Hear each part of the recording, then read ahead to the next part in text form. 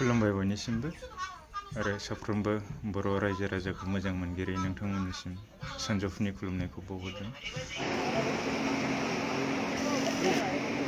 दिनै जे रन्जन दैमारि सारजों लोगोसे सा6 एनडिएफबिनि सोद्रोमाफोरनि जे सिबिआइ केस सुप्रिम कर्टआव हियारिं दङमोन, बियो दायो दिनैहाय फुल हियारिं जायाखिसै। गभर्नमेन्ट उकिला आरो 2 उइक सप्तानै टाइम बिबावबाय। बे समाव जों एसे दुखु गोनांखौनो बुंनांगोन, मानोना बयबो मिजिं थिनानै थादोंमोन गेदेमा रन्जन दैमारि बिथांनि उदां जानायखौ दिनैनो मोजां रिजाल्ट मोनगोन साननानै। नाथाय सरकारनि जिथु एडभकेट उकिलफोर बिथांमोना सप्तानै टाइम बिदों होननानै माखासे फेसबुक पेजनि गेजेरजों फोरमायनायखौ नुनो मोन्दों, बा जों इसिङारि माखासे खबर लानायनिफ्राय मिन्थिनो मोन्दों। दा बे समाव जोङो खोब दुखु नांदों आरो बे समखौ जों नेनानै थाबाय। सप्तानैनि उनाव जुदि रन्जन दैमारि बिथाङा उदां जानो हायोब्ला बेखौ जों वार्मलि वेलकाम खालामगोन। नाथाय बिनि आन्दोआवनो जिथु रिसेन्टलि मैया दाख्लैसो बुंनाय जिथु बिटिसिनि डिपुटि चिफ, मोनसे समनि एनडिएफबिनि सेक्रेटारि आरो बिटिआर एकट जानोसै समनि प्रेसिडेन्ट गबिन्द बसुमतारी बिथां बुंनायानो सैथो जानोसै नामा? बिथाङा बुंदों, बिराद दाथियै बुंदों। बिथाङा बुंदों सोरबा कनभिक्टेड जाखानाय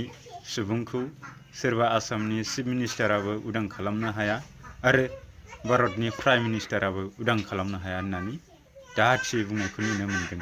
एग्रिमेन्ट जाबानो सासे कनभिक्टेड मानसिखौ इजि दिहुननो हाया, आरो बे जिहेतु ल'नि लामाजों थाङो, बेखौ पलिटिकेलि हेन्डेल खालामनो हाया। दिनै सोरबा प्राइम मिनिस्टारा बुंबाबो, चिफ मिनिस्टारा बुंबाबो, बिथांखौ हगारदो होनना बुंबाबो कर्टआ बेखौ मानिनो हाया। बिथाङा इसिङारि माबा मोनसे सोलो दंखायोमोन नामा होननासो जों कुइसन खालामनो सानो। नङाबा गावनिनो कमरेड लोगो आरो गावनिनो जाय एनडिएफबि बा एनडिएफबिनि सिगां बिसेफ मुंजों गायसननाय बर' हारिनि मोनसे रेभलिउसनारि अर्गेनाइजेसननि फाउन्डार इन चिफ बिथां गायसनगिरि आफादगिरि बिथां रन्जन दैमारि बिथांनि थाखाय मानो बिथाङा बिदि एफा गोब्राबै खोथा बुंनांगौ जाखो? बुंनांगौसोमोन जोंबो हानायखिनिखौ मदद होगोन, जों बिथांखौ उदां खालामनायाव थै थां थाखायै फैसायै जिउयै मोदोमै जाखिनि कन्ट्रिबिउसन खालामनांगौ, डेडिकेसन खालामनांगौ, हार्ड वार्किं खालामनांगौ, जाखिनि फाइल पत्र जोङो बेखौ उदां खालामनो जाखिनि जोङो बुथुमनानै रेडि प्रिपेयार खालामना लानांगौ, बिनि थाखाय जों मदद होगोन। जों बयबो खौसेयैनो फै, मोनसे रावजों जोङो एनडिएफबि आफादनि गायसनगिरि आफादगिरि मानगोनां गेदेमा रन्जन दैमारि बिथांखौ उदां खालामनो जों खौसे गसंनि, खौसे आवाज होनो होननानैसो बिथाङा बुंनांगौमोन। नाथाय बिथाङा जिथु दिनैनि बे हियारिं बेल मोननो गोनां, बेखौ बिथाङा मोजां मोनसे वेलकाम खालामनाय रावजों बुङालासिनो, मोजां मोनसे अनार होनाय, रेसपेक्ट होनाय रावजों बुङालासिनो बिथाङा गोरानो माबा मोसौ बोराइनि प्राइम मिनिस्टाराबो बेखौ उदां खालामनो हाया, सोरबा चिफ मिनिस्टाराबो उदां खालामनो हाया होनना जि गोब्रा सोरजोंबा चेलेन्ज लानाय बायदिसो खोथा बुंदों बिथाङा। अब्ला बैनि गोसोखौ नोंथांमोना नोंथांमोननि अनथरजों, नोंथांमोननि बिबेकजों सानना नायहरलाय, बिनि गोसोआ निस्सय गोसोम जागोन ना जाया? आंथ' सान्दों बिनि गोसोआ गोसोमथार खोमा। नङाबा मा दरखार जों बेबायदि खोथा बुंनो? जों इउटुब फेसबुकनिफ्राय फैसा मोनाथ'। आं सिगां मोनोमोन बे हेक खालामजालाबायनायजों, आं दा मोनाथ'। आं मोननोबो साना। जोङो मोनाबाबो नै फिथा जानो नागिरदों। गबिन्द बोराय फिथा जानोबा फै। सार नोंबो सार फिथा जानो फै, फिथा संगासिनो जोंहा नै अन नानो नागिरदों। दै लायदो थां, दै लायदो दे।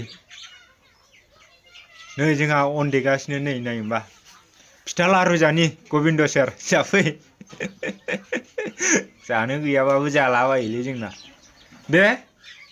गाबोन फुङाव फै। नोंसिनालाय माथो माबा दंखायोना, साइरेन टेरे टारा ट' होनबानो गारिया ब्ला ब्ला खारलाबायो। साइरेन गोनांखायाव मा सिन्था? साइरेना दामदो, नै क'क्राझाराव फिथा जानो थांनां अदालगुरिनिफ्राय उमुखानाव होनलायना फै। नोंसोर मिनिखासिगोन ना नोंसोर गजानायखौ लुबैखायाखै हामथारदोंलैसो सानदोंदां आरो सिंजों सिं ओरै फनजों दा हगार माबा माबिसो होनबावबाय खोमालै थाल मोनलायलाङालै नोंसोरखौ जाबायदि गङानो गैलालै ओरै सौलायनो ओरै नायजं जं जानासो बुंखायो सार फिथा जानोलै दे गनाया सप्तानैनि उनाव गथों बेखौ जों मिजिंथिबाय नोंसोरबो गहोनो थाखाय माबा मोनसे मावब्रा जोंबो इनिसियेटिभ लानोसै जोंबो इनिसियेटिभ लागासिनो नै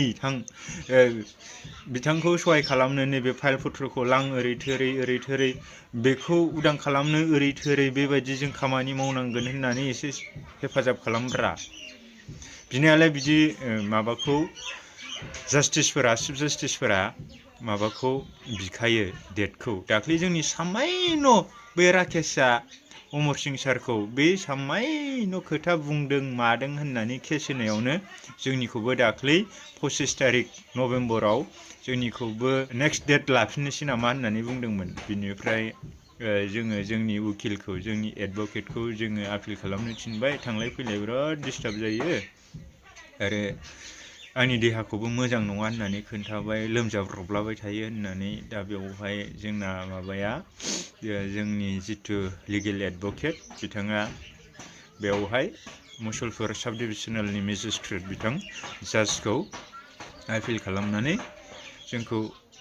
बै एडभकेटफोरखौ बुंबाय आरो र' होमबालाय दसे नेथ' दा आं सम मोनबा माबाखौ जाजमेन्टखौ होनोसै होननानै बेबायदि जोंखौ दाय गैयै होननानै फोसावना होबाय नोंथांमोननि केसआबो दिनै जोब्बाय होननानै बुंबाय आरो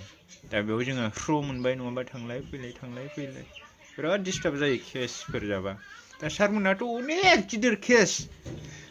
जोंना बे फिसा सुगुरगावसो सारमोना अख्रांजों समान केस दा निस्सय डेटखौथ' बिया नङा बिखागोन जायखिजाया जों आसा खालामो थाबैनो उदां जाथों आरो बेबायदि डेटखौबो दा बिबाय थाथों सरकारनि फालनिफ्राय हानायमानि बे गेदेमा रन्जन दैमारि बिथांखौ उदां खालामनो थाखाय खामानि मावनांगौ होननानैसो जों दिनैनि समाव आपिल खालामो जों बेखौ साना जे नों सोरजोंबा माबा मोनसे रिभेन्स लानानै सोरखौबा माबा मोनसे साननानै बा गावनि गादिखौल' जोङो बासायना लाखिनो बिथां फैबा जे माबा मोनसे जानो हागौ बैफोरखौ ह्राब ह्रुब गारनानै जाथि हिसाबै जों माब्रैबा स्टेन्ड खालामनो हागोन बेखौसो जों साननांगोन नङाबालाय जोंनि जिउआलाय सानबैसेसै 15-20 बोसोरनि 100 बोसोरमोन सिगां दा खमाय 60 बोसोर थांबाय जोंनि समाव 40-50 थांगोन जोंनि उन्दैफोरनि दिनाव 20-30ल' जाहैगोन उनाव 15ल' जाहैगोन मानोना जों बयबो मेडिसिन बाहायो मैगङाव जानायाव लोंनायाव स' मेडिसिना जोंनि आयुखौ रिडिउस खालामबोगासिनो बेजोंनो लोगोसे जोङो मा लायो सिगारेट सोबो जौ लोङो थांखुबो जायो बैफोरजों जोंनि जिउआ आयुआ खमायबोबाय थायो माने